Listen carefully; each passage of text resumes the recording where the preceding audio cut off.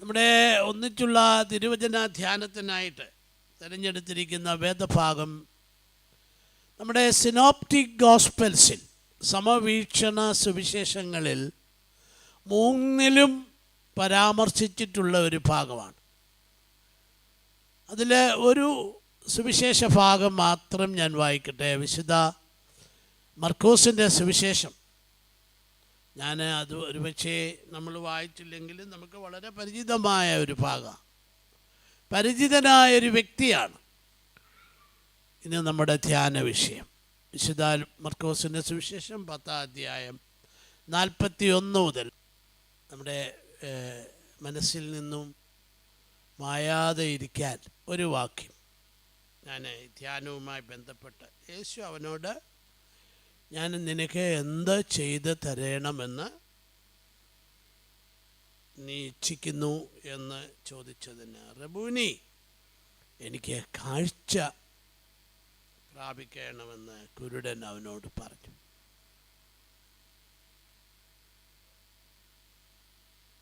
മൂന്ന് സുവിശേഷങ്ങളിലും ഈ ഭാഗം രേഖപ്പെടുത്തിയിട്ടുണ്ടെന്ന് ഞാൻ പറഞ്ഞു. പക്ഷെങ്കിൽ ഈ ഒരു സുവിശേഷത്തിൽ മാത്രമാണ് ഈ കുരുടൻ, കണ്ണു കാണാൻ വയ്യാത്ത ഈ മനുഷ്യൻ ബർത്തിമായി എന്ന പേരിൽ അറിയപ്പെടുന്ന ഒരു വ്യക്തിയാണെന്ന് പറയുന്നത്. അതുകൊണ്ട് ഈ നോമ്പ് ദിവസങ്ങളിൽ, നമ്മുടെ നോമ്പ് പരിസമാപ്തിയിലേക്ക് എത്തിക്കൊണ്ടിരിക്കുക, അച്ഛൻ ആ കാര്യങ്ങളൊക്കെ പ്രാരംഭമായി ജീവിതവുമായി ബന്ധപ്പെട്ട, വാസ്തവത്തിൽ ഒരു കഥാപരമായ ഒരു വചന ശുശ്രൂഷയാണ് ഇന്ന്. എൻ്റെ ജീവിതവുമായി ഏറെ ബന്ധപ്പെട്ടിരിക്കുന്ന ചില കാര്യങ്ങൾ ഈ ഭർത്തിമായി എന്നോട് സംസാരിച്ചു. അതിൻ്റെ വെളിച്ചത്തിലാണ് ഈ ധ്യാനം ഇന്ന് നിങ്ങളുടെ മുമ്പിൽ ഞാൻ നടത്തുന്നത്. ഒരു വീക്കെൻഡ് കഴിഞ്ഞ് തിങ്കളാഴ്ച ഓഫീസിൽ വന്ന ഒരു മനുഷ്യനെ ആ ഓഫീസിൽ തന്നോടുകൂടെ ജോലി ചെയ്യുന്ന ആൾ വളരെ ശ്രദ്ധിക്കാനുള്ള കാരണം, പതിവിലേറെ ഒരു ഉന്മേഷം, ഒരു മുഖത്തൊരു പ്രസരിപ്പ് ഈ മനുഷ്യനിൽ കണ്ടു. ജോലിയിലും തൻ്റെ സംസാരത്തിലും തൻ്റെ പെരുമാറ്റത്തിലുമെല്ലാം വളരെ വ്യത്യസ്തത കണ്ടതുകൊണ്ട് ഈ സുഹൃത്ത് ചോദിച്ചു, ഇതിൻ്റെ കാരണം എന്നാ? പതിവിൽ വ്യത്യസ്തമായൊരു പ്രസരിപ്പ്, ഒരു ഉണർവ്, ഒരു ഉന്മേഷം നിന്നിൽ കാണുന്നല്ലോ. അപ്പോൾ മനുഷ്യൻ പറഞ്ഞു, ഞാൻ കഴിഞ്ഞ ദിവസം, വീക്കെൻഡല്ലേ, ഒരു ദിവസം ഞാനൊരു ഉയർന്ന ഒരു മലയുടെ മുകളിലേക്ക് പോയെന്ന് പറഞ്ഞു. അവിടെ ഞാൻ കുറേയേറെ മണിക്കൂറുകൾ ചെലവഴിച്ചു. പ്രകൃതിയുടെ സൗന്ദര്യമൊക്കെ ആസ്വദിച്ചു. കിളികളുടെ കളാരവം കേട്ടു. അരുവിയിൽ നിന്ന് ഞാൻ വെള്ളം കോരി കുടിച്ചു. കുറേ നേരം അവിടെ ഞാനും എൻ്റെ കുടുംബവും തമ്മിൽ കുടുംബവുമായി അവിടെ ചിലവഴിച്ചെന്ന് പറഞ്ഞു. ഇതാ കാരണം.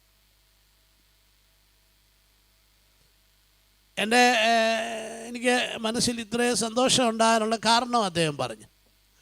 അപ്പോൾ ഈ സുഹൃത്ത് മനസ്സിൽ വിചാരിച്ചു, ഞാനും അടുത്ത വീക്കെൻഡിൽ ഈ സ്ഥലത്ത് തന്നെ പോകും. അടുത്ത വീക്കെൻഡിൽ ഈ ചോദിച്ച സുഹൃത്ത് അതേ സ്ഥാനത്ത്. പക്ഷെ അദ്ദേഹം മടങ്ങി വന്നപ്പോൾ ഒരു വ്യത്യാസവുമില്ല, മുഖത്തൊരു പ്രസരിപ്പുമില്ല, ആകെ മ്ലാനവതനായി. ഒരു ഒരു ഒരു യാതൊരു പുതുക്കവും അനുഭവിക്കാത്ത രീതിയിൽ ഇങ്ങനെ ഇരിക്കുന്ന കണ്ടപ്പോൾ ഈ മറ്റേ സുഹൃത്ത് ചോദിച്ചു, നീ എവിടെ ആയിരുന്നു ഈ വീക്കെൻഡിൽ? ഞാൻ ഇന്ന സ്ഥലത്ത് പോയി, നീ പോയിടത്ത് തന്നെ പോയി, എനിക്കത് യാതൊരു മാറ്റവും എന്നിലുണ്ടാക്കിയില്ലെന്ന് പറഞ്ഞു. No change. ഞാനിങ്ങനെ അവിടെ പോയി കുറേ നേരം ഇരുന്നു. അത് ഏറെ എന്നെ എന്താ പറയുന്നത്, ഒരു മടുപ്പുളവാക്കിയ യാത്രയായിരുന്നു പറഞ്ഞു. അപ്പോൾ ഈ സുഹൃത്ത് അവനോട് ചോദിച്ചു, നീ കാണേണ്ടതൊക്കെ കണ്ടോ? കേൾക്കേണ്ടത് വല്ലതും കേട്ടോ? അരുവിയിൽ നിന്ന് വെള്ളം കോരി കുടിച്ചോ? കിളികളുടെ കളാരവം ശബ്ദം നീ കേട്ടോ? പ്രകൃതിയുടെ സൗന്ദര്യം നീ ആസ്വദിച്ചോ? അവനൊന്നും പറയാനില്ല. ഞാൻ അവിടെ പോയി വണ്ടിക്കകത്ത് കുറേ നേരം ഇരുന്നു, അവിടെ ഇവിടെയൊക്കെ കുറച്ച് നേരം ഇരുന്നു. ഞാൻ വായിച്ചപ്പോൾ എൻ്റെ മനസ്സിൽ ഓടി വന്ന ഒരു വേദഭാഗമായത് ഈ കഥ ഞാൻ വായിച്ചപ്പോൾ. ബർത്തിമായിയുടെ അഡ്രസ്സ് സുവിശേഷകൻ പറയുന്നത് അവൻ കുരുടനാണെന്ന്, കാഴ്ചയില്ലാത്തവൻ. He was blind. രണ്ടാമതായിട്ട് അവൻ ഭിക്ഷയാചിക്കുന്നവനാണ്. ഒരു തെരുക്കോണിൽ ഒരു വഴിയുടെ അരികിലിരുന്ന് ഭിക്ഷയാചിക്കുന്ന. ഞാൻ ഈ ഭാഗം ചിന്തിച്ചപ്പോൾ എൻ്റെ മനസ്സിൽ ഓടി വന്ന ഒരു ചിന്ത, ഈസ് ഡിഫറെൻറ്റ്. അവനൊരു ഭിക്ഷക്കാരനായിരുന്നെങ്കിലും, കുരുടനായിരുന്നെങ്കിലും, കാഴ്ചയില്ലാത്തവനായിരുന്നെങ്കിലും, മറ്റുള്ളവർ കൊടുക്കുന്ന തുച്ഛമായത് വാങ്ങി ഉപജീവനം കഴിക്കുന്നവനായിരുന്നെങ്കിലും ഈസ് ഡിഫറെൻറ്റ്, വ്യത്യസ്തന. ഞാൻ എപ്പോഴും പറയുന്ന ഒരു കാര്യം, എല്ലാവരും ഓടുന്നത് പോലെ ഓടരുത്, എല്ലാവരും സഞ്ചരിക്കുന്ന പോലെ സഞ്ചരിക്കരുത്, എല്ലാവരും കാണുന്ന പോലെ കാണരുത്, എല്ലാവരും കേൾക്കുന്ന പോലെ കേൾക്കരുത്. നമ്മൾ വ്യത്യസ്തരാകണം. ഇവനവൻ്റെ ബാഹ്യമായ കണ്ണുകൾ കൊണ്ട്, ജഡത്തിൻ്റെ കണ്ണുകൾ കൊണ്ട് ഇവന് കാണാൻ സാധ്യമല്ലെങ്കിലും ഇവൻ കാണേണ്ടത് കണ്ടു.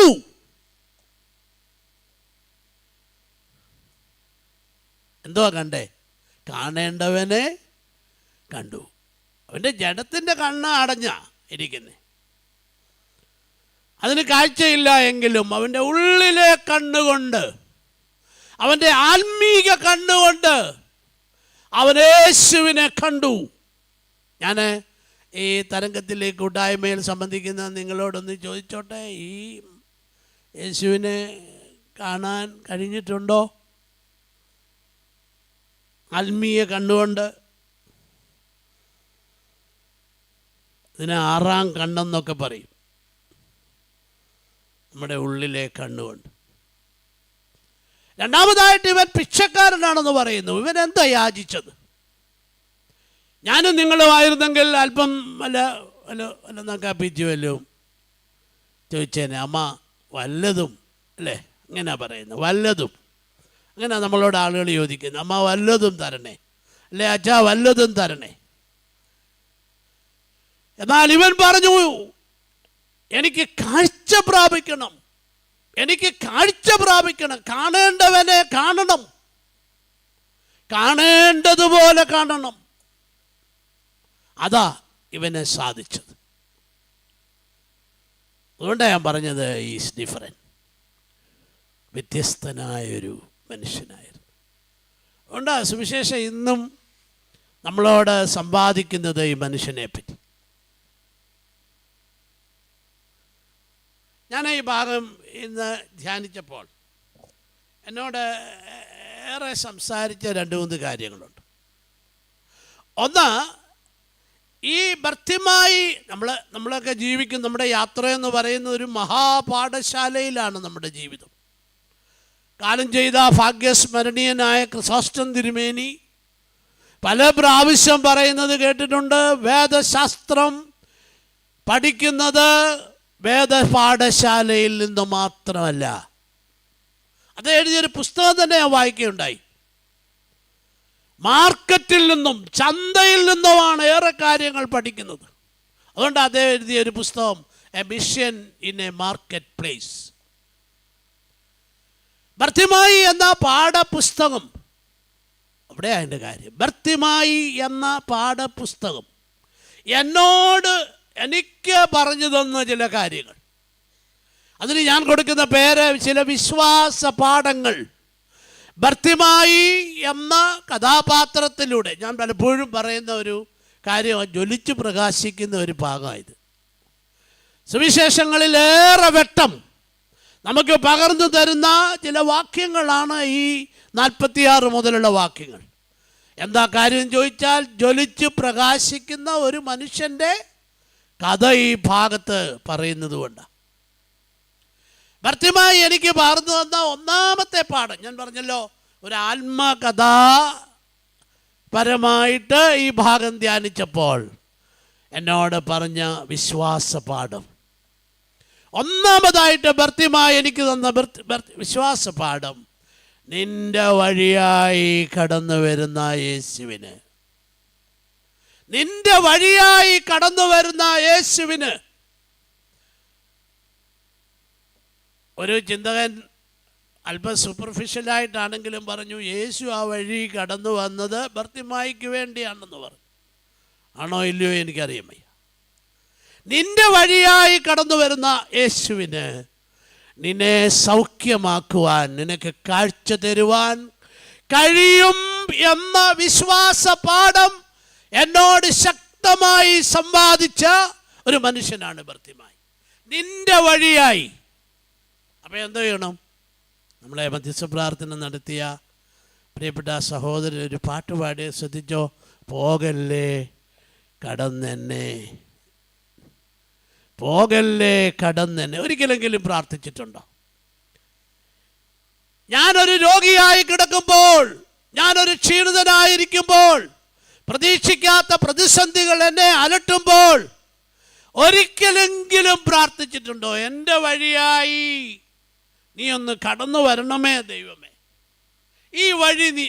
2022 ഒക്ടോബർ മാസം 12-ാം തീയതി ഞാനും എൻ്റെ ഭാര്യയും കൂടെ, എൻ്റെ മകൻ അന്ന് രാമേശ്വരം ഡിസ്ട്രിക്റ്റിൻ്റെ കളക്ടറായിട്ട് ചുമതല വഹിക്കുന്ന സമയം, ക്യാമ്പ് ഓഫീസ് 5-8 ഏക്കർ സ്ഥലത്ത് അവൻ്റെ ബംഗ്ലാവൊക്കെ ഉണ്ട്. അവിടെ നല്ല ഒരു പ്രകൃതി രമണീയമായ സ്ഥലത്താണ്, കളക്ടറുടെ റെസിഡൻസ് അല്ലേ.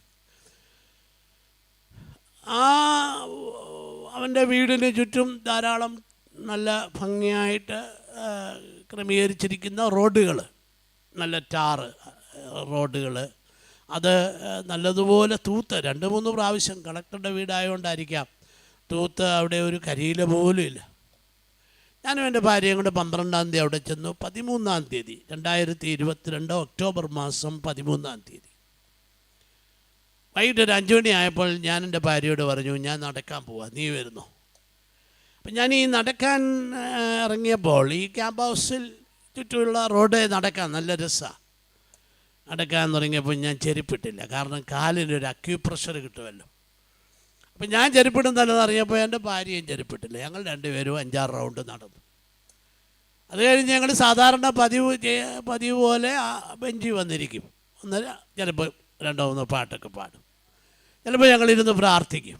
അപ്പോൾ ഒരു 6:45 അപ്പോൾ അന്ന് 13-ാം തീയതി ഇങ്ങനെ ബെഞ്ചിലിരുന്ന് പ്രാർത്ഥിച്ച് പാട്ടൊക്കെ പാടി 6:45 ഞാൻ ഭാര്യയോട് പറഞ്ഞു, 7:30 ആവുമ്പോൾ മോൻ വരുമ്പോഴത്തേക്ക് നമുക്ക് റെഡിയായി കുളിച്ചൊക്കെ ഇരിക്കാം. ഞങ്ങൾ രണ്ടും കുളിക്കാൻ വേണ്ടി എഴുന്നേറ്റ് ഇങ്ങനെ നടന്നു വരുമ്പോൾ അപ്പുറത്തെ പുരാടത്തിൽ നിന്ന് ഇപ്പുറത്തെ പുരാടം, നടുക്കൂടെ റോഡല്ലേ, ഒരണലി ഇഴഞ്ഞിഴഞ്ഞ് ഇങ്ങനെ വെട്ടം, നല്ല ക്ലിയറല്ല, അരണ്ട വെളിച്ചം. ഞാൻ ഈ അണലിയെ കയറി അങ്ങ് ചവിട്ടി, അതൊരു കടി.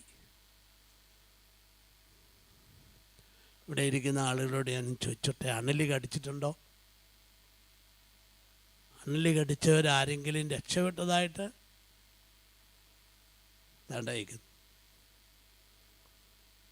പെട്ടെന്ന് ഡിസ്ട്രിക്റ്റ് ആശുപത്രിയിൽ എന്നെ എത്തിച്ചു, പക്ഷേ അവർക്കൊന്നും ചെയ്യാൻ കഴിഞ്ഞില്ല. നേരം വെളുത്തപ്പോഴത്തേക്ക് എൻ്റെ കിഡ്നി നിന്നുപോയി. ഒരു തുള്ളി അത് വർക്ക് ചെയ്യുന്നേ ഇല്ല. കിഡ്നി വർക്ക് ചെയ്യാതിരുന്നാൽ എന്ത് അപകടമാണെന്നറിയാം. 3 ദിവസം ഒരു തുള്ളി മൂത്രം പോകുന്നില്ല. വെള്ളം കുടിക്കാത്തതുകൊണ്ടായിരിക്കും. ഒന്നും കരിക്കൊരു 3-4 കരിക്കിൻ്റെ വെള്ളം അങ്ങ് കുടിച്ചു. പക്ഷെ അങ്ങനെ ചെയ്യാൻ പാടില്ല. പെട്ടെന്ന് തന്നെ മധുര മീനാക്ഷി മിഷൻ ആശുപത്രിയിൽ ആംബുലൻസിൽ മണിക്കൂറുകൾ യാത്ര ചെയ്ത് ഹോസ്പിറ്റലിലെത്തി. അപ്പോൾ ആ ആശുപത്രിയിലെ ഡോക്ടർമാരൊരു സംഘം ഇങ്ങനെ വെയിറ്റ് ചെയ്തിരിക്കുക. കാരണം ആ ഡിസ്ട്രിക്റ്റിൻ്റെ കളക്ടർ ഒരു മലയാളിയാണ്, അനീഷിൻ്റെ നേതൃത്വത്തിലാണ് എന്നെ ചികിത്സിക്കാനായിട്ട് ഡോക്ടർമാരെ ക്രമീകരിച്ചത്. ഞാൻ ചെല്ലുമ്പോൾ ഇന്ത്യയിലെ നമ്പർ 1 നെഫ്രോളജി. അങ്ങനെ കവിഞ്ഞൊരു നെഫ്രോളജിസ്റ്റ് ഇല്ല. ഡോക്ടർ സമ്പത്ത് എന്നെ വെയിറ്റ് ചെയ്തിരിക്കുക. പരിശോധിച്ചു. 4-5 ഡോക്ടർമാരുണ്ട്. ഒരു ടീമായിട്ടാണ് വന്ന് എന്നെ പരിശോധിച്ചിട്ട് ഡോക്ടർ തല ഉന്നിച്ച് സങ്കടത്തോടെ ഇറങ്ങിപ്പോയി. അതെൻ്റെ ഭാര്യയും മകനും വെളിയിരുന്ന് കണ്ടു. പോകുന്ന വഴിക്ക് ഡോക്ടർ പറയുന്നുണ്ട്, നത്തിങ് ക്യാൻ ബി ഡൺ, ഒന്നും ചെയ്യാനൊക്കെയില്ല. പിന്നെ നമുക്ക് നോക്കാം, ലെറ്റ്സ് സീ. ഡോക്ടർ എന്നെ, എനിക്കിത് മനസ്സിലായോ, എനിക്ക് ഉള്ളിൽ ബോധം ഉണ്ടായിരുന്നോ, ഒന്നും അറിയാൻ വയ്യാത്തത് കൊണ്ടായിരിക്കാം ഇങ്ങനെ പറഞ്ഞത്. എന്തായാലും എൻ്റെ മനസ്സിൻ്റെ ഉള്ളിൽ എനിക്ക് ബോധം ഉണ്ടെങ്കിൽ ഞാൻ മരിച്ചു പോകുമെന്ന് എനിക്കറിയാം. ഡോക്ടർ പറഞ്ഞു നത്തിങ് ക്യാൻ ബി ഡൺ, ഒന്നും ചെയ്യാനൊക്കത്തില്ല. പിന്നെ ലെറ്റ്സ് ട്രൈ. 24 മണിക്കൂർ അവിടുത്തെ ഒരു ഡോക്ടർ എന്നോട് പറഞ്ഞത്, വളരെ വർഷങ്ങൾക്ക് ശേഷമാണ് 24 മണിക്കൂർ ഒരുപോലെ ഒറ്റ സ്ട്രെച്ചിൽ ഡയാലിസിസ് നടത്തിയത് എനിക്ക് വേണ്ടി. ഒരു രക്ഷയില്ല, മൂത്രം വരുന്നില്ല. ഞാൻ എന്തിനാ ഇത് പറഞ്ഞെന്ന് ചോദിച്ചാൽ, ഞാൻ ആശുപത്രിയുടെ കിടക്കയിൽ കിടക്കുമ്പോൾ ഒരു പ്രാർത്ഥന നടത്തി. വേറെ ഒന്നുമല്ല പ്രാർത്ഥിച്ചത്, കർത്താവേ എൻ്റെ വഴിയായി നീ ഒന്ന് വരണമേ. പ്രാർത്ഥിച്ചു, എൻ്റെ വഴിയായി നീ ഒന്ന് വരണമേ, അത്രമേ ഞാൻ പ്രാർത്ഥിച്ചുള്ളൂ. ബർത്തിമായിയുടെ വഴിയായി യാത്ര ചെയ്തവനായ നീ എൻ്റെ വഴിയായി. അതാ ഞാൻ പറഞ്ഞത്, ധൈര്യമായിട്ട് നിങ്ങൾ പ്രാർത്ഥിക്കണം. ഇന്ന് രാവിലെ ഞങ്ങൾ വായിച്ച ധ്യാനത്തിൽ, ആ ധ്യാനത്തിൽ ഞങ്ങളോട് വായിച്ച് ഞങ്ങളെ മനസ്സിലാക്കിയവൻ പറഞ്ഞു, പ്രശ്നങ്ങളോട് നാം ഏറ്റവും അധികം അടുക്കും തോറും പ്രശ്നങ്ങൾ സങ്കീർണമായി കൊണ്ടിരിക്കും. ജീവിതത്തിൻ്റെ പ്രശ്നങ്ങൾ. ഇവിടെ ഈ മധ്യസ്ഥ പ്രാർത്ഥനയിൽ പ്രാർത്ഥിച്ച് പേരുകൾ പറഞ്ഞ ആളുകളൊക്കെ അവരോടൊന്ന് പോയിരുന്ന് സംസാരിച്ചാൽ അവരൊക്കെ ഇങ്ങനെ പ്രശ്നങ്ങളുടെ വലിയ നൂലാമാലയിൽ കുരുങ്ങി ഇങ്ങനെ കഴിയുന്നവരാ. പ്രശ്നങ്ങളിലേക്ക് ഞാനും നിങ്ങളും അടുക്കും തോറും പ്രശ്നങ്ങൾ സങ്കീർണമാകും.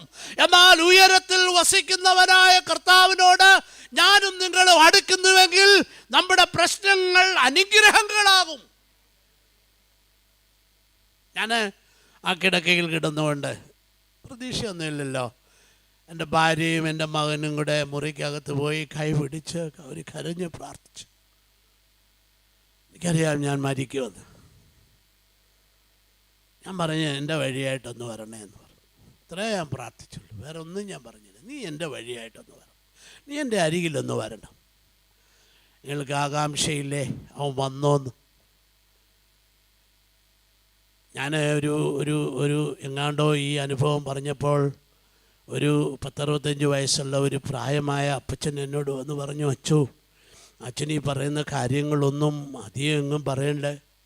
കാരണം എന്താണെന്ന് ചോദിച്ചാൽ നമ്മുടെ ആളുകൾ അച്ഛനെ സംശയിക്കുകയും ചുമ്മാ ആവശ്യമില്ലാത്തത് കള്ളമൊക്കെ പറയുകയാണോ ഞങ്ങളെ ഇങ്ങനെ പറഞ്ഞ് സന്തോഷിപ്പിക്കാൻ. ആളുകളാരും വിശ്വസിക്കുന്നില്ല. യേശു അച്ഛൻ്റെ അരികിൽ വന്നോ, പ്രാർത്ഥിച്ചപ്പോൾ അവൻ വന്നു എന്ന് പറഞ്ഞാൽ വിശ്വസിക്കത്തില്ല. അതുകൊണ്ട് അധികം അച്ഛൻ ആരോടും പറയാതിരിക്കുക നല്ലത്. ഞാനൊരു കാര്യം പറയട്ടെ, നിങ്ങൾ വിശ്വസിച്ചാലും ഇല്ലെങ്കിലും എൻ്റെ യേശു എൻ്റെ കിടക്കയുടെ അരികിൽ വന്നു. ഞാൻ ഇത്രമേ പ്രാർത്ഥിച്ചുള്ളൂ, നീ എൻ്റെ വഴിയായി ഒന്ന് വരണം. കാരണം ബർത്തിമായി എന്നെ പഠിപ്പിച്ചതാ. ഈ ഭാഗം എന്ന് വായിച്ചാലും എൻ്റെ മനസ്സിൽ ഓടിയെത്തുന്ന ചിന്ത ഇതാണ്. ഒന്ന്, നിന്റെ വഴിയായി വരുന്നവനായ യേശു, അവൻ എൻ്റെ വഴിയായി വന്നു. നിങ്ങൾ പ്രാർത്ഥിക്കുമോ, എൻ്റെ വഴിയായി ഒന്ന് വരണമേ? നമ്മളെന്ത് ചെയ്തറിയാമോ? ബിലീവേഴ്സ് ആശുപത്രിയിലോട്ടാണ്, അല്ലെങ്കിൽ നമ്മളത് ബാബ മെമ്മോറിയൽ ആശുപത്രിയിലോട്ടങ്ങ് പോവും. ഒന്ന് പ്രാർത്ഥിച്ചുകൂടെ? നീ എൻ്റെ വഴിയായി ഒന്ന് വരണേ. അവൻ എൻ്റെ വഴിയായി വന്നു കേട്ടോ. അവൻ എൻ്റെ കിടക്കയുടെ അരികിൽ വന്നു. ഞാനൊരു ദിവസം ഇങ്ങനെ മയങ്ങി ഉറങ്ങി കിടക്കുമ്പോഴാ ഞാൻ കണ്ട സ്വപ്നമാണോ അല്ല അല്ല, ഇളം നീല ഒരു ഇങ്ങനെ മൽമൽ പോലുള്ള ഒരു വലിയ കുപ്പായ കാപ്പ പോലെയുള്ള ഒരു, ഞാൻ കുപ്പായിട്ട് കുർബാന നിന്നുകൊണ്ടായിരിക്കാം, അങ്ങനെയുള്ള ഒരു നല്ല കുപ്പായിട്ട് എൻ്റെ യേശു എൻ്റെ കിടക്കിടെ അരി വന്നു. പിന്നെ പിറ്റേ ദിവസം നടന്ന അത്ഭുതമൊന്നും ഞാൻ നിങ്ങളോട് പറയില്ല, കാരണം നിങ്ങൾ വിശ്വസിക്കുന്നില്ല. 2 ദിവസം 3 ദിവസം കഴിഞ്ഞപ്പോൾ ഈ doctor Sampath, nothing can be done, ഒന്നും ചെയ്യാൻ കഴിയില്ല എന്ന് വിധിച്ചിട്ട് പോയ ഡോക്ടർ എന്നോട് പറഞ്ഞു, അച്ഛനെ ICUവിൽ നിന്നും മാറ്റാൻ പോവുകയാണ്. 2 ദിവസം മുറിയിൽ കിടക്കും, അത് കഴിഞ്ഞപ്പോൾ you will be discharged.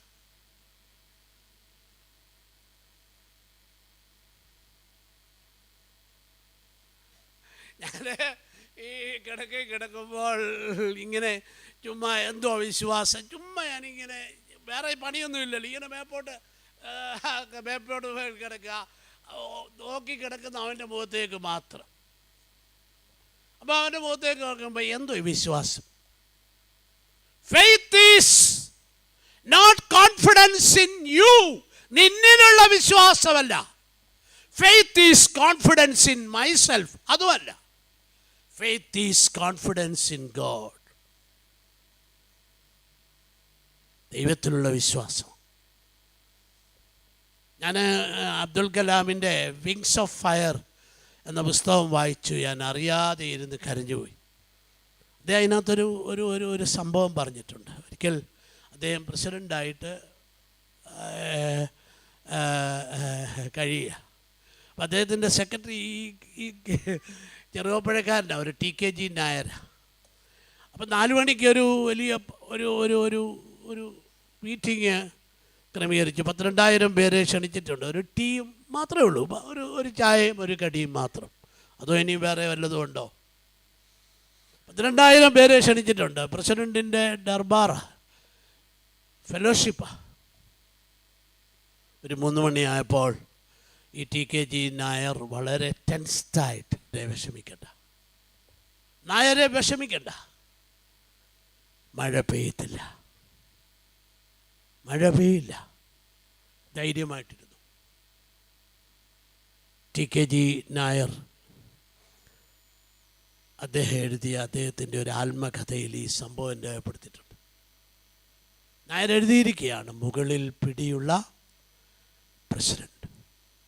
Faith is not confidence in yourself, നിന്റെ കഴിവിൽ, നിന്റെ മിടുക്കിൽ, നിന്റെ പ്രാർത്ഥനയിൽ നീ ആശ്രയിക്കരുത്. Faith is confidence in God.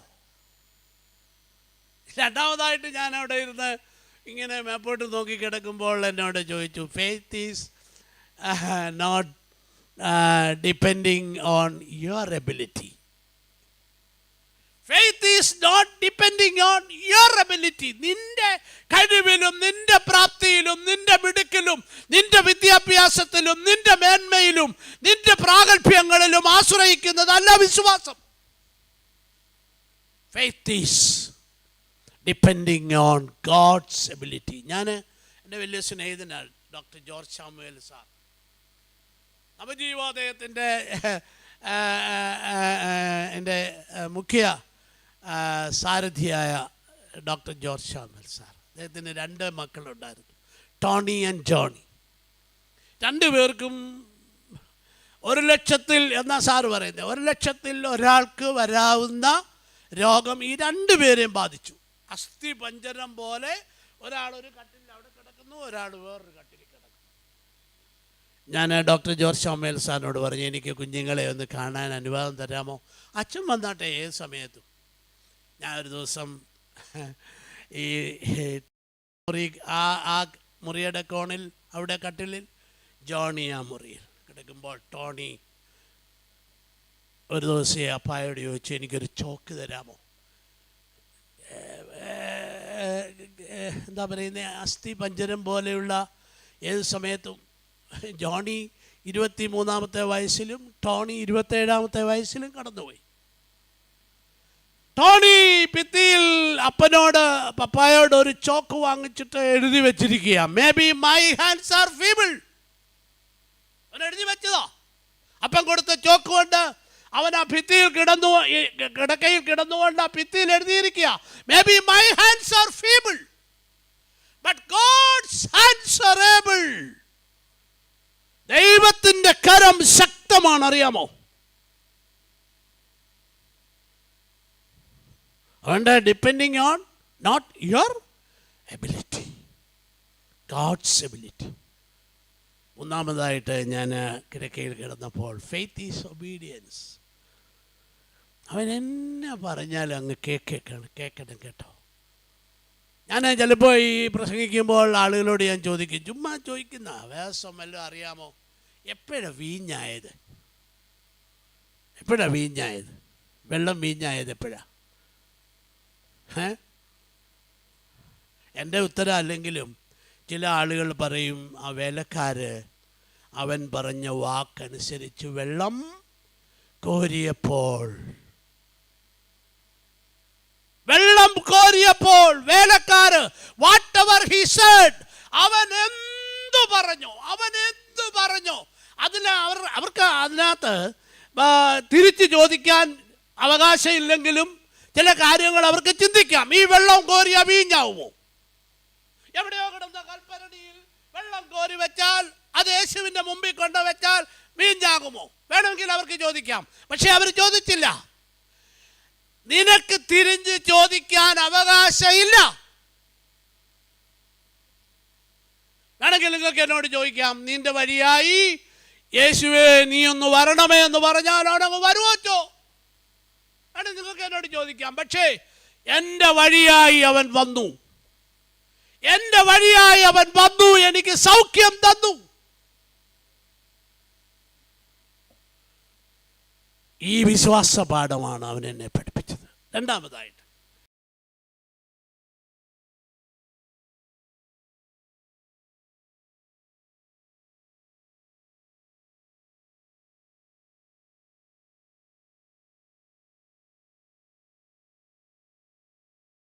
കണ്ണുനീരിനോടും കരച്ചിലിനോടും അവനെന്തൊരു മമതയാണെന്നറിയാം. കണ്ണുനീര് കാണുമ്പോൾ ഞാൻ ഒരിക്കലും ഫേസ്ബുക്ക് ഇങ്ങനെ വായിച്ചുകൊണ്ടിരിക്കുമ്പോൾ ഒരു പാട്ടിൻ്റെ ചരണം ഞാൻ ശ്രദ്ധിച്ചു. കണ്ണുനീര് കാണുമ്പോൾ ഒപ്പിയെടുത്ത് തുരുത്തിയിലാക്കുന്ന ഒരേശുണ്ട്. കണ്ണുനീർ വീഴുമ്പോൾ അത് ഒപ്പിയെടുത്ത് തുരുത്തിയിലാക്കുന്ന ഒരേശുണ്ട്. തുരുത്തി നിറയുമ്പോൾ അളവെടുത്ത് അനുഗ്രഹമാക്കുന്ന ഒരേശുണ്ട്. കണ്ണുനീരിനോടും കരച്ചിലിനോടും എന്തൊരു മമതയാ. ഇസ്രായേൽ മക്കളെ ഇസ്രായേലിൽ നിന്ന് വിടുവിച്ചപ്പോൾ ആ വേദപുസ്തകത്തിൽ എഴുതിയിരിക്കുന്ന ഒരു വാക്യം നമ്മൾ വല്ലപ്പോഴും എടുത്തുനിന്ന് വായിക്കണം. അവൻ നിന്റെ കരച്ചിൽ കേട്ടു. അവൻ നിന്റെ കരച്ചിൽ കേട്ടു. കരച്ചിൽ കേൾക്കുന്നവനാ.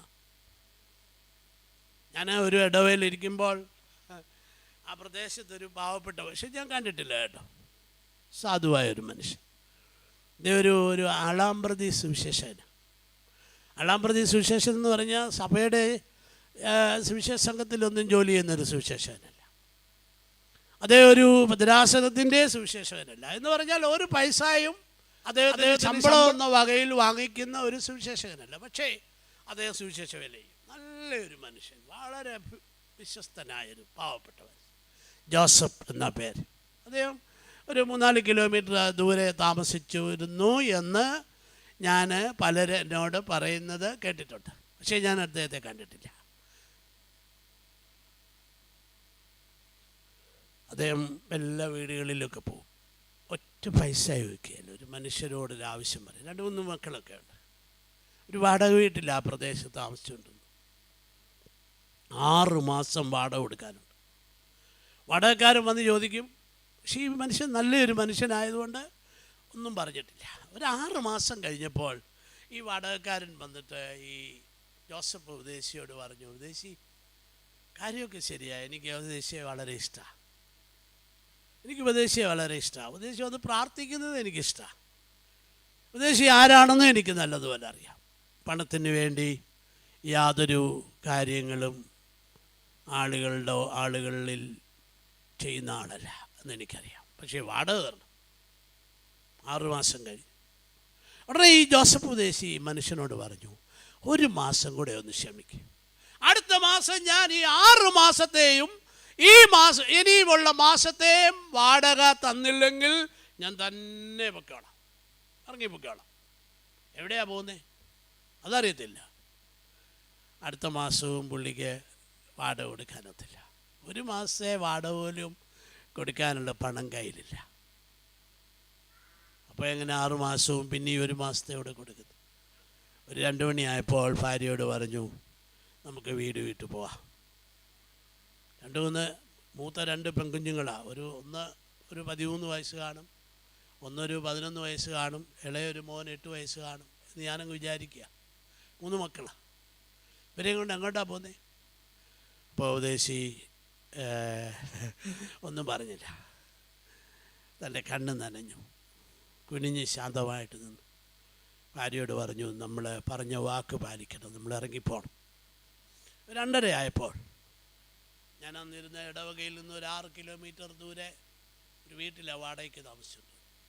ഉപദേശി പറഞ്ഞു, നമുക്ക് റോഡിലോട്ട് ഇറങ്ങാം, വെയിറ്റിംഗ് ഷെഡിൽ പോയി നിൽക്കാം.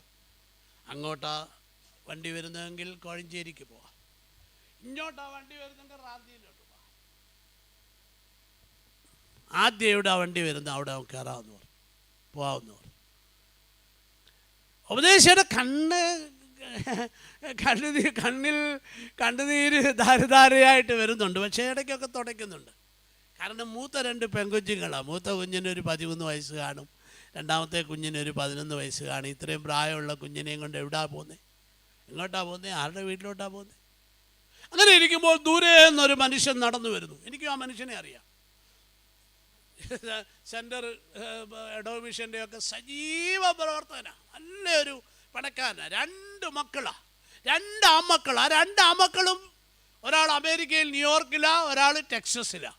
എനിക്ക് നല്ലതുപോലെ അറിയാവുന്ന, ഞാൻ അദ്ദേഹത്തിൻ്റെ വീട്ടിലൊക്കെ പോയിട്ടുണ്ട്. നല്ലൊരു അങ്കിൾ നടന്ന് ഇങ്ങനെ വന്ന് ഈ വെയിറ്റിംഗ് ഷെഡിൻ്റെ സമീപേ വന്നപ്പോൾ ഉപദേശിയും പിള്ളേരും ബാഗും കൊണ്ട് നിൽക്കുന്നു.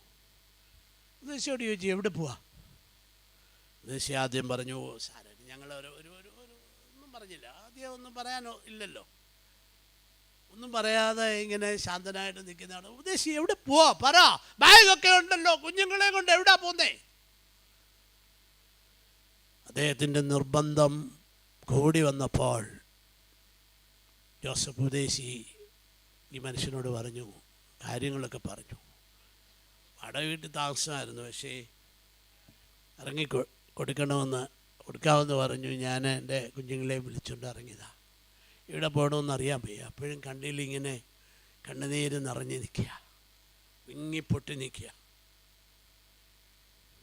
അങ്കിളിന് കാര്യം മനസ്സിലായി. അങ്കിളി ജോസഫ് ഉപദേശിയോട് പറഞ്ഞു, ഉപദേശി, ഞാൻ കഴിഞ്ഞ 2 മാസമായി എൻ്റെ മക്കളുടെ 2 പേരുടെയും വീട് അടഞ്ഞു കിടക്കുക.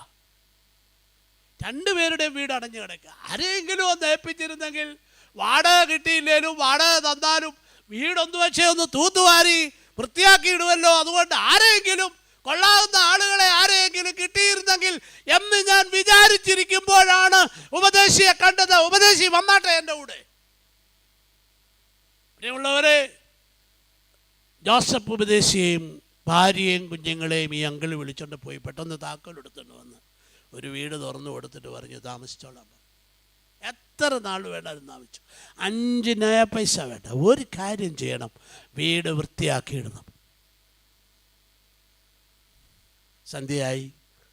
ഭാര്യ എന്തോ ഉണ്ടാക്കി, കഞ്ഞിയോ അത് കുടിച്ചു, പ്രാർത്ഥിച്ചു, കിടന്നിട്ട് ഉറക്കം വരുന്നില്ല. തിരിഞ്ഞും മറിഞ്ഞും ഒക്കെ കിടന്നോട് ഉറക്കം വരുന്നില്ല.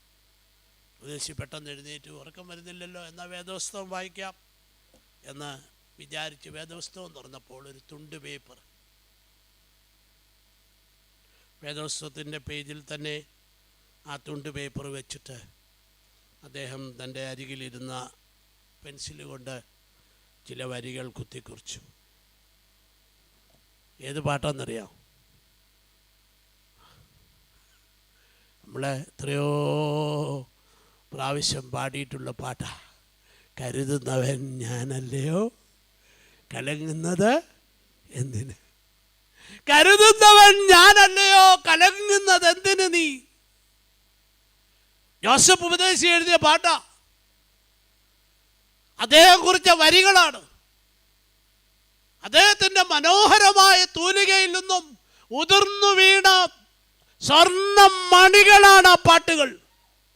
കണ്ണുനീര് വീഴുമ്പോൾ കണ്ണുനീരിനോടും കരച്ചിലിനോടും ഒരു മമതയുള്ളവനാണ് എൻ്റെ യേശു എന്ന് എന്നെ വിശ്വാസത്തിൽ പഠിപ്പിച്ച രണ്ടാമത്തെ പാഠം.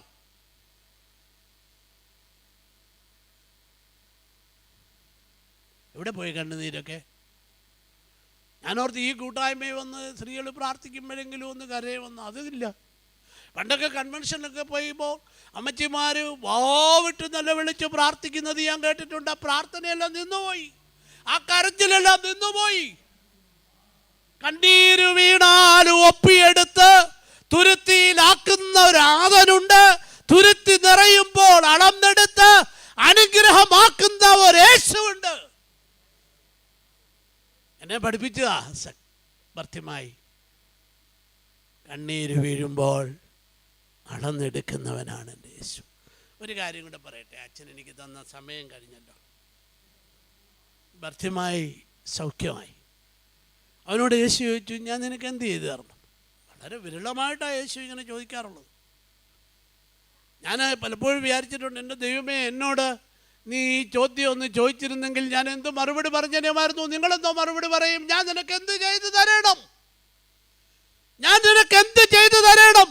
ഞാൻ നിനക്ക് എന്ത് ചെയ്തു തരണം എന്ന് ചോദിച്ചപ്പോൾ ഭർത്തിമായി പറഞ്ഞു, എനിക്ക് കാഴ്ച തരണം. കാഴ്ച കിട്ടിയപ്പോൾ അവൻ എന്തോ എടുത്തു, എനിക്കറിയില്ല എന്നാ ഈ തരംഗത്തിൽ ഈ കൂട്ടായ്മ തുടങ്ങിയത്. ഈ സുവിശേഷകൻ ഇന്ന് പ്രാർത്ഥിച്ച പ്രാർത്ഥനയ്ക്ക് ദൈവം മറുപടി കൊടുത്തു എന്ന് പറഞ്ഞ് ദൈവത്തിന് സ്തോത്രം ചെയ്തുകൊണ്ടാണ് ഇന്ന് മധ്യസ്ഥ പ്രാർത്ഥന ഇവിടെ ആരംഭിച്ചതെന്ന് ഞാൻ ശ്രദ്ധിച്ചു. ഞാനിത് ചോദിക്കട്ടെ, എത്രയോ സൗഖ്യങ്ങൾ കിട്ടി. അവനെന്നാ ഗുണം? അവനെന്നാ ഗുണം? അടുത്ത 1-ാം ബുധനാഴ്ച ഇവിടെ വരുന്നു. എത്രയോ സൗഖ്യങ്ങൾ.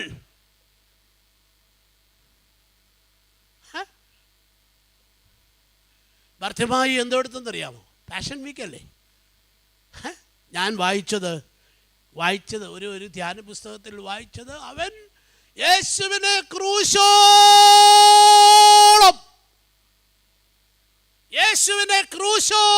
അനുഗമിച്ചെന്ന. ഭർത്യമായി എൻ്റെ യേശുവിനെ ക്രൂശോളം എത്രയോ സൗഖ്യങ്ങൾ, എത്രയോ വിടുതലുകൾ, എത്രയോ ആശ്വാസങ്ങൾ, എത്രയോ ദൈവത്തിൽ നിന്നും അനുഗ്രഹങ്ങൾ പ്രാപിച്ച ജനമേ, എന്നാ ഗുണം? ക്രിസോസ്റ്റം തിരുമേനി കോഴഞ്ചേരി പള്ളി, ഞാൻ അച്ഛനായിരിക്കുമ്പോൾ, ഈ അച്ഛൻ്റെ പള്ളിയാണ്, തോമസ് മാത്യു അച്ഛൻ്റെ പള്ളിയിൽ 10 പള്ളി തുറച്ച് ആളുകൾ കൂടിയിരിക്കുക. ക്രിസോസ്റ്റം തിരുമേനി പ്രസംഗിക്കുന്നു എന്നറിഞ്ഞ ആളുകൾ കൂടുമല്ലോ. അവിടെ കൂടിയിരുന്ന ആളുകളോട് ചോദിച്ചു, നീയും ഞാനും, തിരുമേനി അതുകൂടെ പറഞ്ഞു, നീയും ഞാനും ജീവിക്കുന്നത് കൊണ്ട് അവൻ എന്നാ ഗുണം?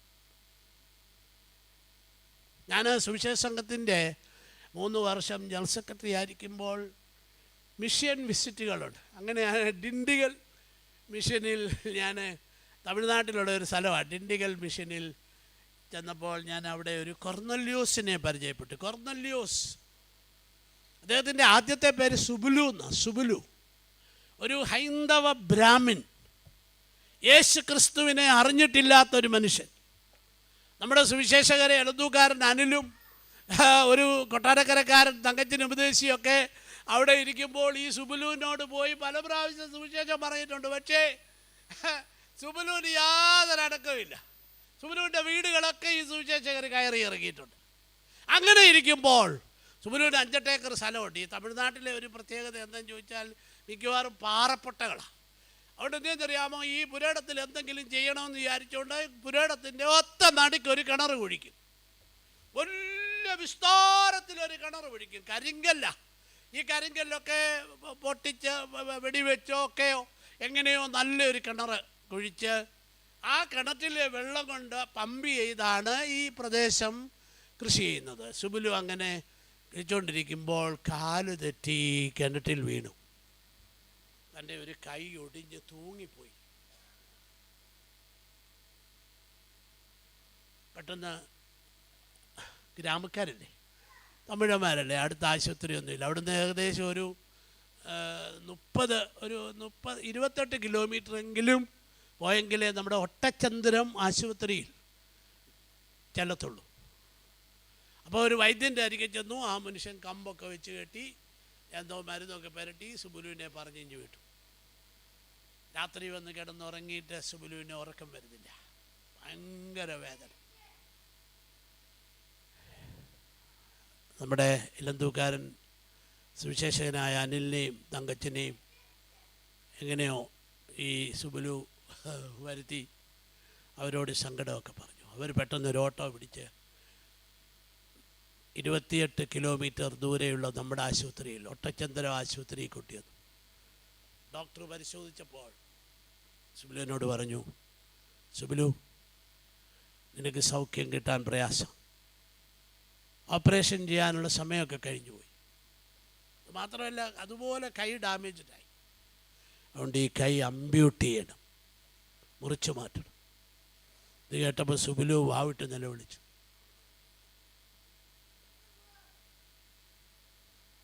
എന്നിട്ട് ഡോക്ടറോട് പറഞ്ഞു, ഡോക്ടറെ എൻ്റെ കൈ അമ്പ്യൂട്ട് ചെയ്യണ്ട, ഡോക്ടർ പ്ലാസ്റ്റർ തന്നെ അങ്ങ് വിട്ടാൽ മതി, ഞാൻ സഹിച്ചോളാം. അമ്പ്യൂട്ട് ചെയ്യണ്ട, ഓപ്പറേഷൻ വേണ്ട, കത്തി എൻ്റെ ദേഹത്ത് വെക്കണ്ട. സുബുലുവിൻ്റെ നിർബന്ധം കൊണ്ട് ഡോക്ടർമാർ പറഞ്ഞ പോലെ പ്ലാസ്റ്ററൊക്കെ ഇട്ട് വിട്ടു. 2-3 മാസം റെസ്റ്റ് ചെയ്ത് കഴിഞ്ഞ് പ്ലാസ്റ്റർ എടുത്തപ്പോൾ സുബുലുവിൻ്റെ കൈ പൊക്കാൻ വയ്യ, ഇങ്ങനെ വളഞ്ഞിരിക്കുക.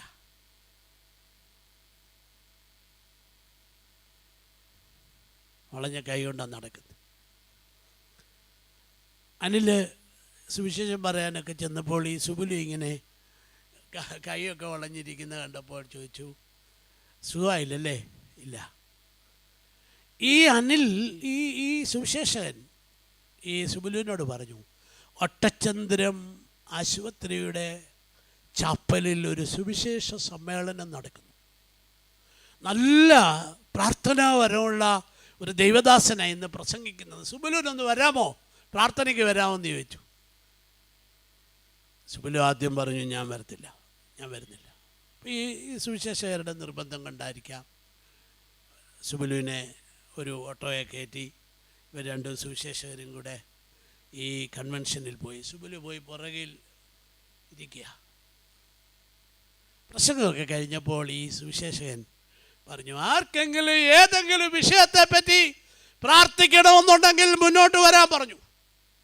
ആദ്യം കുറേ മിനിറ്റുകൾ ഈ മനുഷ്യൻ എഴുന്നേറ്റില്ല. അവിടുന്ന് അനിൽ അടുത്ത് എന്നിട്ട് പറഞ്ഞു, സുബുലു എഴുന്നേറ്റ് പോ, എഴുന്നേറ്റ് പോയി ആ മനുഷ്യന്റെ മുമ്പിൽ നിൽക്കുക, അദ്ദേഹം പ്രാർത്ഥിക്കട്ടെ, നിനക്ക് സൗഖ്യം കിട്ടുന്നെങ്കിൽ കിട്ടട്ടെ, നിന്നെ യേശു വിളിക്കുകയാണെന്ന് നീ വിചാരിക്കരുത്. ഇത് കേട്ടപ്പോൾ സുബുലു അവിടെ എഴുന്നേറ്റ് മുന്നേ വന്നു. പ്രിയമുള്ളവരെ, ഞാൻ ഈ പറയുന്ന ഒരു നോവലിലെ കഥയൊന്നുമല്ല സംഭവിച്ചത്. ഈ ദൈവത്തിൻ്റെ മനുഷ്യൻ, ദൈവദാസൻ, തൻ്റെ കയ്യിലുണ്ടായിരുന്ന വേദപുസ്തകം ഈ മനുഷ്യൻ്റെ തോളിൽ വെച്ചുകൊണ്ട് പ്രാർത്ഥിച്ചു ദൈവത്തോട്.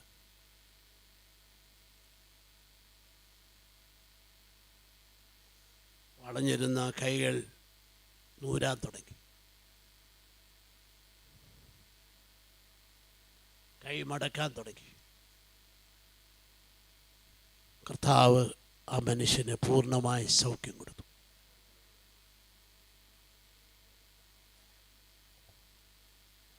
മനുഷ്യൻ അദ്ദേഹത്തിൻ്റെ ഗ്രാമത്തിൽ ചെന്നു. തനിക്ക് പൂർണ്ണമായ സൗഖ്യം തന്ന യേശുവിനെ പറ്റി മറ്റുള്ളവരോട് പറയാൻ തുടങ്ങി. സുവിശേഷ പ്രസംഗ സംഘത്തിൻ്റെ ജനറൽ സെക്രട്ടറി ആയിരുന്നു ഞാൻ. സുവിശേഷ സംഘം ആരംഭിച്ചതിൻ്റെ ചരിത്രം അറിയാമോ? 1888 ഒരു സെപ്റ്റംബർ മാസം 5-ാം തീയതി ഈ സമീപയുള്ള കടവിൽ മാളികയിൽ ഒരു പട്ടക്കാരൻ്റെ നേതൃത്വത്തിൽ 11 അൽമായർ കൂടി പ്രാർത്ഥിച്ചപ്പോൾ ആ പ്രാർത്ഥിച്ച ദൈവമക്കൾക്ക്, പട്ടക്കാരനും അൽമായർക്കും ദൈവം കൊടുത്ത ദർശനമാണ് ഭാരതത്തിലെ സുവിശേഷ വേല ആരംഭിക്കണം. അങ്ങനെ ആരംഭിച്ച ഒരു കൊച്ചു പ്രസ്ഥാനമാണ് സുവിശേഷ പ്രസംഗ സംഘം വാലുചിറയിൽ അവിരാച്ചൻ. അദ്ദേഹം മാവേലിക്കര പോയി സുവിശേഷം കേട്ടു. സുവിശേഷം കേട്ട പുള്ളി അവിടെ വെച്ച് മാനസാന്തരപ്പെട്ടിട്ട് തിരികെ വന്ന് രാത്രിയിൽ വന്ന് അത്താഴമൊക്കെ കഴിഞ്ഞ് കിടക്കാൻ നേരം അദ്ദേഹത്തിൻ്റെ മനസ്സിലൊരു ചിന്ത, അയ്യോ ഞാൻ ഈ യേശുവിനെ അറിഞ്ഞല്ലോ, ഞാൻ ഈ യേശുവിനെ സ്വീകരിച്ചല്ലോ, ഞാൻ മാനസാന്തരപ്പെട്ടല്ലോ. എത്രയോ പേരാ യേശുവിനെ അറിയാതെ, ഈ യേശുവിൽ ആശ്രയിക്കാതെ ഈ ഈ ഈ സമൂഹത്തിൽ ഭരിച്ചുകൊണ്ടിരിക്കുന്നു. പ്രിയമുള്ളവരെ, നിങ്ങൾക്കറിയാമോ, വാലുചിറയിൽ അവരാച്ചൻ നമ്മുടെ സഭയിലെ ഒരു പ്രായമുള്ള അപ്പച്ചനാ. ഈ 11 പേരിൽ ഒരു മനുഷ്യനായിരുന്നു, ഒരു അൽമായനായിരുന്നു വാലുചിറയിൽ അവരാച്ചൻ. അദ്ദേഹം ആ രാത്രിയിൽ തൻ്റെ കയ്യിലുണ്ടായിരുന്ന എന്തോ വെളിച്ചം കൊണ്ട് അയൽവക്കത്തെ വീട്ടിൽ ചെന്നു. ഒരു പിള്ളേച്ചൻ താമസിക്കുകയാണ്. പിള്ളേച്ചനോട് ചെന്ന് ആദ്യമായി അദ്ദേഹം സുവിശേഷം പറഞ്ഞിട്ടാണ് അദ്ദേഹം തിരികെ വന്ന് കിടന്നത്. ഞാൻ നിങ്ങളോട് ചോദിച്ചല്ലോ, എത്രയോ സൗഖ്യങ്ങൾ, എത്രയോ സൗഖ്യങ്ങൾ. ഇന്ന് പ്രാർത്ഥിച്ച വിഷയങ്ങൾക്കെല്ലാം ഒരു നല്ല ശതമാനം വിഷയങ്ങളുടെ മേൽ ദൈവം ഇടപെടും, ദൈവ സൗഖ്യം തരും, യാതൊരു സംശയമില്ല. പക്ഷെ നിന്റെ ഭാഗത്ത് നിന്നും, അതാ കൃഷ്ണസന്ദരിവേനി ചോദിച്ചത്, എന്നാ ഗുണം? നിങ്ങൾക്കറിയാമോ, തൻ്റെ ആടിനെ കെട്ടിയിരുന്ന ആട്ടിൻകൂട് കാലിയാക്കി അതിൻ്റെ മകളിൽ ഒരു മൈക്ക് വെച്ച് കെട്ടി. ഒരു പഴയ മൈക്ക് സെറ്റ് വാങ്ങിച്ചിട്ട് ഈ സുബുലു എന്ന് പറയുന്ന ഈ ബ്രാഹ്മണുണ്ടല്ലോ, വെളുപ്പിനെ 5 മണിയാവുമ്പോൾ എഴുന്നേറ്റ് വേദപുസ്തകം വായിക്കാൻ തുടങ്ങും മൈക്കിലൂടെ. കൂട്ടായ്മയിലൊക്കെ പോയി സംബന്ധിച്ച് അദ്ദേഹം പഠിച്ച ചില പാട്ടുകളുണ്ട്, മനോഹരമായിട്ട് പാടുന്ന ഒരു മനുഷ്യനാണ്. ഈ ഹൈന്ദവനായ മനുഷ്യൻ ആ മൈക്കിലൂടെ തനിക്കറിയാവുന്ന പാട്ടുകളൊക്കെ ഉയർക്ക മൈക്കിലൂടെ പാടും. ഞാൻ കണ്ടതാ, ആട്ടും കൂടും ആ മൈക്ക് വെച്ച് കെട്ടിയിരിക്കുന്നതും എല്ലാം ഞാൻ കണ്ടതാ. നമ്മുടെ തീമോഥെയോസ് തിരുമേനിയും കണ്ടതാ. ഞായറാഴ്ച രാവിലെ തൻ്റെ അരികിൽ വരുന്ന വിശ്വാസികളെ ചേർത്ത് വെച്ച് അദ്ദേഹം ഈ ആട്ടിൻകൂട്ടിലൊരു ആരാധന തുടങ്ങി. നമ്മുടെ ജോബി ജോണച്ചനാണ് മിഷനറിയായിട്ട് അവിടെ വർക്ക് ചെയ്തത്. അദ്ദേഹം ഒരു പാഷൻ വീക്കിന് സാന്റാക്രൂസ് പള്ളിയിൽ അദ്ദേഹത്തെ ക്ഷണിച്ചപ്പോൾ എ.ടി. സക്കറിയാച്ചനാ ആ പള്ളിയുടെ വികാരി സാന്റാക്രൂസ്. ജോബി ജോണച്ചൻ ഈ സംഭവം അതുപോലെ പറഞ്ഞു. എ.ടി. സക്കറിയാച്ചൻ ജനത്തോട് പറഞ്ഞു, നമുക്ക് സുബുലു സ്നാനപ്പെടുത്തി, തീമോഥെയോസ് തിരുമേനിയെ സ്നാനപ്പെടുത്തിയ സുബുലുവിനെ കൊർന്നല്യോസ് എന്ന പേരാ കൊടുത്തത്. കൊർന്നല്യോസിനൊരു പള്ളി വെച്ചു കൊടുക്കണം. ഈ ആട്ടിൻകൂട്ടിൻ്റെ തൊട്ടപ്പുറത്ത് ഒരു കൊച്ചു പള്ളി, ഷെഡൊക്കെ ആസ്പെറ്റോ ഷീറ്റാണോ ഏതോ ഷീറ്റിട്ട് ഇരുമ്പ് തൂണേൽ നല്ലപോലെ ഒരു കൊച്ചു പള്ളി, നല്ലൊരു കൊച്ചു മധുബഹ ഒക്കെ പണിഞ്ഞ് തീമോഥെയോസ് തിരുമേനിയാണ് ആ പള്ളി കൂദാശ ചെയ്തത്. ഞാനും ആ കൂദാശയെ സംബന്ധിച്ച ആളാണ്. ഇന്ന് ഡിണ്ടിഗൽ മിഷനിൽ സുബുലുവിൻ്റെ ഗ്രാമത്തിൽ ഒരു മനോഹരമായ പള്ളിയുണ്ട്, അറിയാമോ? 10-25 വിശ്വാസികൾ അവിടെ റെഗുലറായിട്ട് ആരാധനയ്ക്ക് വരുന്നുണ്ട്. ഇന്നത്തെ സ്ഥിതി എനിക്കറിയാൻ വയ്യ, ഞാൻ സുവിശേഷ സംഘത്തിൽ നിന്ന് ഇറങ്ങിയിട്ട് കുറേ വർഷമായി. എത്രയോ സൗഖ്യങ്ങൾ പ്രാപിച്ചു. എന്നാ ഗുണം? അവൻ ക്രൂശോളം എൻ്റെ യേശുവിനെ പിൻപറ്റി.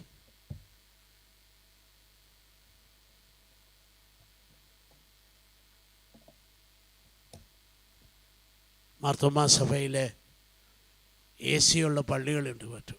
എനിക്ക് വലിയ സന്തോഷമാണ്.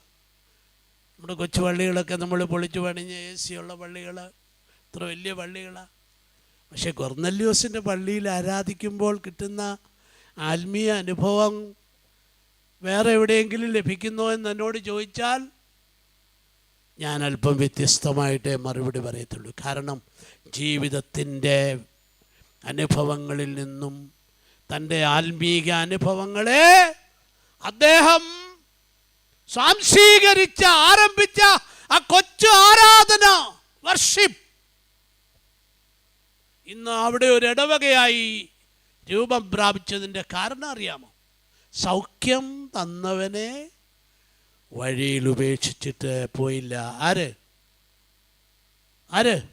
ഭർത്തിമായി പോയില്ല. സൗഖ്യം തന്നവനെ അവൻ്റെ വഴിയായി വന്ന് അവനു വേണ്ടി നിന്ന് അവനോട് എന്ത് ചെയ്യണമെന്ന് ചോദിച്ച് അവന് കാഴ്ച നൽകിയ യേശുവിനു വേണ്ടി അവൻ ഇറങ്ങി. ഞാനൊരു കാര്യം നിങ്ങളോട് ചോദിച്ചോട്ടെ, എൻ്റെ പ്രസംഗം ഞാൻ അവസാനിപ്പിക്കട്ടെ. ആയുസ്സിൽ ഇന്ന് വരെ ഒരാളോടെങ്കിലും യേശുവിനെ പറ്റി പറഞ്ഞിട്ടുണ്ടോ? ഉണ്ടോ? ആയുസ്സിൽ ഇന്ന് വരെ ഒരിക്കലെങ്കിലും ഈ സൗഖ്യം തന്നവനെ പറ്റി.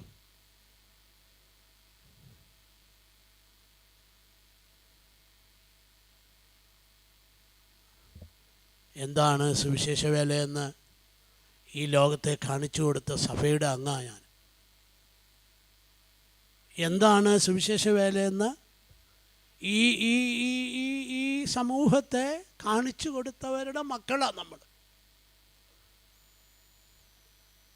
കഴിഞ്ഞ ഞായറാഴ്ച ഞാൻ ഒരു പള്ളിയിൽ പ്രസംഗിച്ചപ്പോൾ ഞാൻ അവിടെ കൂടിയിരുന്ന ആളുകളോട് ചോദിച്ചു, ഒരു കവലയിൽ നിന്ന് ഒരു പാവപ്പെട്ട ഒരു മനുഷ്യൻ വേദപുസ്തകം നെഞ്ചോട് ചേർത്ത് പിടിച്ച് എൻ്റെ യേശുവിന് വേണ്ടി പ്രസംഗിക്കുമ്പോൾ നമ്മുടെയൊക്കെ മനസ്സിലുള്ള ചിന്ത എന്തോ ഒന്ന് പറഞ്ഞേ. ചുമ്മാ ഒരു ജോലിയില്ലാത്ത, ചുമ്മാ ഈ മനുഷ്യന് വേറെ പണിയൊന്നുമില്ലയോ? ഞാനൊരു ദിവസം ഈ കുമ്പനാട്ടൂടെ തിരുവല്ലായിക്ക് വണ്ടിയിൽ പോകുമ്പോൾ വണ്ടി കൊണ്ടുവന്ന് ഒരിടത്ത് നിർത്തിയിട്ട് എൻ്റെ ഭാര്യയോട് പറഞ്ഞു, ഒന്ന് വെയിറ്റ് ചെയ്തേ. ഞാൻ എൻ്റെ കാറിൽ നിന്ന് ഇറങ്ങി കയ്യിലിരുന്ന പേഴ്സിൽ നിന്ന് കുറച്ച് രൂപ എടുത്ത് അവിടെ നിന്ന് സുവിശേഷം പ്രസംഗിക്കുന്ന ഒരു സുവിശേഷകൻ്റെ അരികിൽ ചെന്നിട്ട് ഞാൻ ആ മനുഷ്യനെ കെട്ടിപ്പിടിച്ചിട്ട് ചുംബിച്ചിട്ട് പറഞ്ഞു, നിന്നെ പോലെയുള്ളവരെ കാണുന്നത് എനിക്കൊരു സന്തോഷമാണ്. എനിക്കറിയാം നീ രാവിലെ തൊട്ട് ഇവിടെ ഒന്ന് പ്രസംഗിക്കുക, ഒരു ഗ്ലാസ് വെള്ളം ആരും വാങ്ങിച്ചു തന്നു കാണുകയില്ലെന്ന് എനിക്കറിയാം. അതുകൊണ്ട് തേണ്ട, ഇതുകൊണ്ട് നീ നാരങ്ങ വെള്ളം കുടിച്ചു. എൻ്റെ പേഴ്സിലുണ്ടായിരുന്ന രൂപ എടുത്ത് ഞാൻ കൈ കൊടുത്തു. ആയുസ്സിൽ ഇന്ന് വരെ ഓട്ടെ കവലയിൽ പോയി പ്രസംഗിക്കണമെന്നൊന്നും ഞാൻ പറഞ്ഞില്ല. ഞാൻ 2 വർഷം മുമ്പ് മസ്കറ്റിൽ കൺവെൻഷന് പ്രസംഗിക്കാൻ പോയിട്ട് ലാസ്റ്റ് ഡേയിൽ എനിക്ക് മുമ്പ് ഞാൻ പ്രസംഗിക്കാൻ പോയപ്പോൾ പരിചയമുള്ള ഒരു പത്തനാപുരത്തുകാരൻ എന്നോട് പറഞ്ഞു, അച്ഛൻ ഇന്ന് രാത്രി 11 മണിക്കല്ലേ എയർപോർട്ടിലോട്ട് പോകുന്നത്, എൻ്റെ വീട്ടിൽ ഇന്ന് ഡിന്നർ കഴിക്കണം. ഞാൻ ഡിന്നർ കഴിക്കാൻ ചെന്നു. ഡിന്നറൊക്കെ കഴിച്ച് പോരാൻ നേരം, പ്രാർത്ഥിക്കാൻ നേരം ഇങ്ങനെ അവരോട് ഭാര്യയോട് ഭർത്താവിനോട് പറഞ്ഞു, വന്നാട്ടെ പ്രാർത്ഥിക്കാമെന്ന് പറഞ്ഞു. പ്രാർത്ഥിക്കാൻ അവർ 2 പേരും വന്നു നിന്നപ്പോൾ ഈ ഈ ഈ ഈ മനുഷ്യൻ, ഈ എൻ്റെ സുഹൃത്തായ മനുഷ്യൻ രമണി എന്നൊന്ന് വിളിച്ചു. രമണി രമണി. അപ്പം ഞാൻ ഓർത്തോടെ രമണി ആരാ? ഭാര്യ തൊട്ട് പുറത്ത്. അപ്പോൾ തലയിൽ തുണിയിട്ടുകൊണ്ട് ഒരു സ്ത്രീ അടുക്കളയിൽ നിന്ന് ഇറങ്ങി വരുന്നു. അവരും വന്ന് കുനിഞ്ഞവിടെ വന്നു. എന്നിട്ട് ഈ മനുഷ്യനോട് പറഞ്ഞു, അച്ഛാ 8 വർഷമായിട്ട് രമണി ഞങ്ങളുടെ കൂടെ താമസിക്കുന്നു, ഞങ്ങളുടെ വീട്ടിൽ ശുശ്രൂഷ ചെയ്യുക, എല്ലാ ആഴ്ചയിലും പള്ളിയിൽ വെച്ചു. അവൾ ഇന്നൊരു ക്രിസ്ത്യാനിയാണ്. അവളെങ്ങനെ ക്രിസ്ത്യാനിയായെന്ന് അച്ഛനറിയാമോ? ഞങ്ങൾ ഇവളോട് യേശുവിനെ പറ്റി പറഞ്ഞു. എല്ലാ കൺവെൻഷനും പള്ളിയിൽ വെച്ചു ഞങ്ങളുടെ കൂടെ. രമണി സ്നാനപ്പെട്ടു, രമണിയുടെ ഭർത്താവ് സ്നാനപ്പെട്ടു, രമണി ഇപ്പം നാട്ടിൽ പോവാ, 2 ആൺകുഞ്ഞുങ്ങളും സ്നാനപ്പെടാൻ പോകുന്നോ. സൗഖ്യം കൊടുത്തവനെ എന്ത് ചെയ്തു? വഴിയിൽ ഉപേക്ഷിച്ചിട്ട് പോയില്ല. രമണി ഇന്നൊരു മാർത്തോമാക്കാരി അറിയാമോ? മസ്കറ്റ് ഇടവകയിലെ അംഗ. അവളുടെ പേര് രജിസ്റ്ററിനകത്ത് എഴുതിയിട്ടുണ്ട്. എന്നാ ഗുണം? ആയുസ്സിൽ ഇന്ന് വരെ യേശുവിനെ പറ്റി ഒന്ന് പറയാൻ ഒരു ധൈര്യം തരണേന്നൊന്ന് പ്രാർത്ഥിച്ചിട്ട് നമുക്ക് പോവാം. കർത്താവേ, സൗഖ്യം നീ എത്രയോ സൗഖ്യം തന്നവനാ. എത്രയോ പ്രാവശ്യം നിന്റെ കിടക്കയുടെ അരികിൽ അവൻ വന്നവനാ. എത്രയോ പ്രാവശ്യം അവൻ നിന്നോട് ചോദിച്ചു, ഞാൻ നിനക്ക് എന്ത് ചെയ്തു തരണം? എത്രയോ പ്രാവശ്യം നിന്റെ കണ്ണുകൾക്ക് അവൻ കാഴ്ച തന്നവനാ. 59 വയസ്സുള്ള മോൻസിയുടെ അടക്കത്തിൽ സംബന്ധിച്ചിട്ടാണ് ഞാൻ ഇന്ന് വന്നത്. എൻ്റെ അയൽവക്കക്കാരനാണ്. കിഡ്നി പോയി, 59 വയസ്സ്. ഇന്ന് ഞാനും എൻ്റെ ഭാര്യ അവിടെ പോയി പ്രാർത്ഥിച്ചിട്ടാണ് വന്നത്. നിന്റെ കിഡ്നി പ്രവർത്തിക്കുന്നതിന് വല്ല തടസ്സമുണ്ടോ? ഉണ്ടോ? നിന്റെ കൈകൾ പൊക്കുന്നതിന് വല്ല ബുദ്ധിമുട്ടുണ്ടോ? നിന്റെ കാലുകൾ അനക്കുന്നതിന് വല്ല പ്രയാസമുണ്ടോ? ഓർക്കുന്നതിന് വല്ല ബുദ്ധിമുട്ടുണ്ടോ? ശ്വസിക്കുന്നതിന് വല്ല കുഴപ്പമുണ്ടോ? എത്രയോ നന്മകൾ, എത്രയോ അനുഗ്രഹങ്ങൾ, എത്രയോ വിടുതലുകൾ, എത്രയോ സൗഖ്യങ്ങൾ തന്നവനെ വഴിയിൽ ഉപേക്ഷിച്ചിട്ട് നടക്കുകയല്ലേ? അതേ ഞാൻ ചോദിച്ചത്. ആയുസ്സിൽ ഇന്ന് വരെ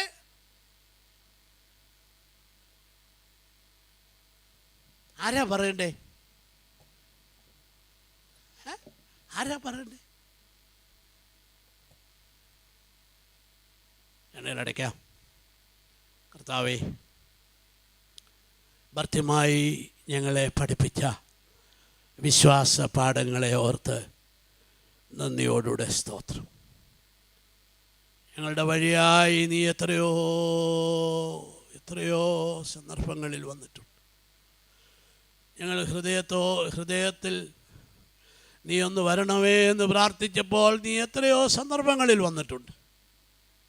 അതിനായി ഞങ്ങൾ നിന്നെ മഹത്വപ്പെടുത്തുന്നു. ഞങ്ങൾ എത്രയോ പ്രാവശ്യം കണ്ണുനീരൊഴുക്കിയപ്പോൾ, ഞങ്ങൾ കരഞ്ഞപ്പോൾ, ഞങ്ങൾ നെടുവീർപ്പിട്ടപ്പോൾ, ഞങ്ങളുടെ കരച്ചിൽ കണ്ട് മറികടന്നു പോകാതെ ഞങ്ങൾക്ക് വേണ്ടി നിന്നവനല്ലേ നീ. ഈ സൗഖ്യം തന്നവനെ, ഞങ്ങൾ വഴിയിൽ ഉപേക്ഷിച്ചു പോയ കുറവുകൾ ഞങ്ങളോട് ക്ഷമിക്കണമേ എന്ന് ഞങ്ങൾ നിന്നോട് പ്രാർത്ഥിക്കും. ആയുസ്സിൽ ഇന്ന് വരെ യേശുവിനെ പറ്റി ആരോടെങ്കിലും പറവാൻ ഞങ്ങൾക്ക് സാധിച്ചിട്ടുണ്ടോ? എത്രയോ ആളുകൾ ദൈവത്തിൻ്റെ വചനം എടുത്തുകൊണ്ട് ഇന്നും അനേകരോട് കർത്താവിനെ സാക്ഷിക്കുമ്പോൾ അവരെ എത്ര പുച്ഛത്തോടുകൂടെയാണ് ഞങ്ങൾ കാണുന്നത്. കർത്താവേ, കുറവുകൾ ഞങ്ങളോട് ക്ഷമിക്കണം.